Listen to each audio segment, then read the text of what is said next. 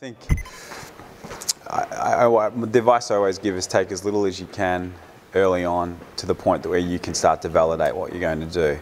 Unless you're, a brand named entrepreneur, it's very difficult to raise a ton of capital at the start, especially if you are new to this. If you're a first-time entrepreneur, then it's unlikely that there's going to be a bag of money waiting around the corner for you. So you really have to do a lot with a little. And so it's really, we're big proponents of the sort of minimum viable product approach to starting a business, which is all about, trying to identify a customer need, trying to work out the most basic service or product that you can deliver to, get some validation that you actually have something that need's going to be satisfied with. And so it's really about, how do I get enough money to get to that point? So hopefully you've got some capacity to save a bit of money in the first instance.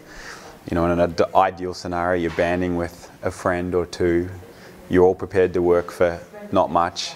If anything, you shack up together in a flat, or go back to mum and dad's, or whatever you need to do to just really find a low-cost way to start to test the hypothesis of what it is that you're trying to take to market, and really get out in front of customers as quickly as you can to validate that hypothesis. Because as you start to have validation, then you've got a story that you can really tell to investors, and I think that's the most important thing. It's very hard. There's kind of this myth out there that it's, the PowerPoint deck and money gets thrown your way. I mean, that happens to the lucky few. But for those of us who are able to validate that there is a real market requirement, that there's people, in an ideal sense, either downloading for free or paying us something for the service we're trying to offer, but we can show that there is real interest and that there is a real market that you're trying to track, then you've got a good chance of raising money.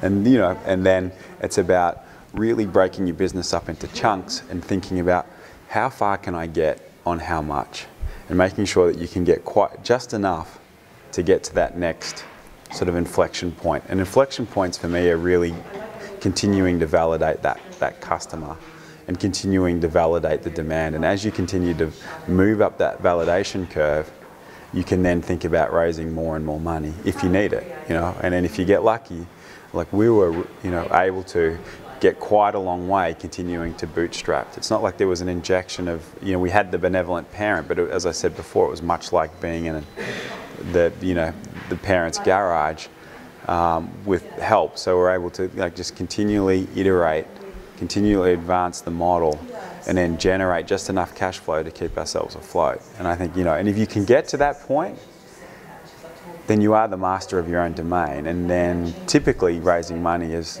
a lot easier. The other tip that I give about how do you get that first money, well, the sooner you can get customers validating what you're doing in a public sense, so it can be even just commenting on Facebook or posting to forums or doing whatever, then that VCs will, they're very active today. Angel investors are active, VCs are active, they're looking, they're trawling, they're where people are to find out what the new stuff is. And if you can somehow get validated as the new thing, then they'll actually come to you. And as soon as you're in that position, a switch is flicked and your ability to raise money is substantially easier. All of a sudden you can say no if you want to, and that's a really important part. I think it's the hardest thing in the world is when you desperately need that money and you can't say no.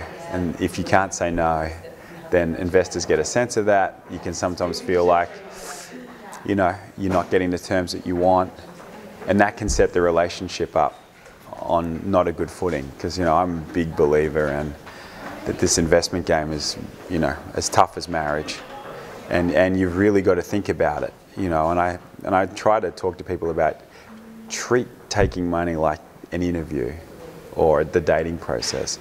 You've got to get to know the investor just as much as they need to get to know you. And I think it is really important that you show them that it's equally important to you that you get to understand them, how they operate, talk to other people they've invested in, kind of do your own due diligence on them as they're doing due diligence on you. Because I think it helps elicit respect. It shows them that you're very serious about what you're trying to do, and that that you are looking for a real partnership, because that's what you need from an early stage investor. If you can't do your idea with that external money, then you have to be prepared to give away as much as you have to get it done, right? Because otherwise you're never going to realize your dream. I think, you know, I think there's kind of there's a fundamental, it's very difficult to give away anything less than 10% in the early days, and, you know, most likelihood you're going to be giving away something like 10 to 25%, maybe 30. And so therefore, you know, the further you can get along that inflection point we turned around, and that will dictate, you know, how much you can get. So you might be getting $3 million for your 30%, or you might be getting 300, you know, and it all depends on where you are on that curve. You know, it's demonstrating that the investor, the most important thing they're trying to work out is the market opportunity big enough to build a substantial business? Can you be number one? Do you understand what being number one in that market is required? You know, what are the elements of your customer? We're talking, you know, I'm kind of customer, but that is, you know, whatever validation you can bring into that meeting is super important. And then really understanding what you're going to spend the money on. And that's, you know, we come to sometimes forget that. And so you'll see investor presentations where they get the first bit right, and then they don't really focus on, you know, allocation of money. So show that you have a detailed plan of what it's going to look like over the next 12 months, what you're specifically going to spend on, how you think that spend is going to get you on a path to moving up that inflection point. Because the last thing an early stage investor wants is to be left carrying the can on a business that doesn't meet its milestones and doesn't have the opportunity to bring other people's investors, because early stage investors are looking for the next investor to come in to validate an increase in value, help sustain the business to the next inflection point, etc.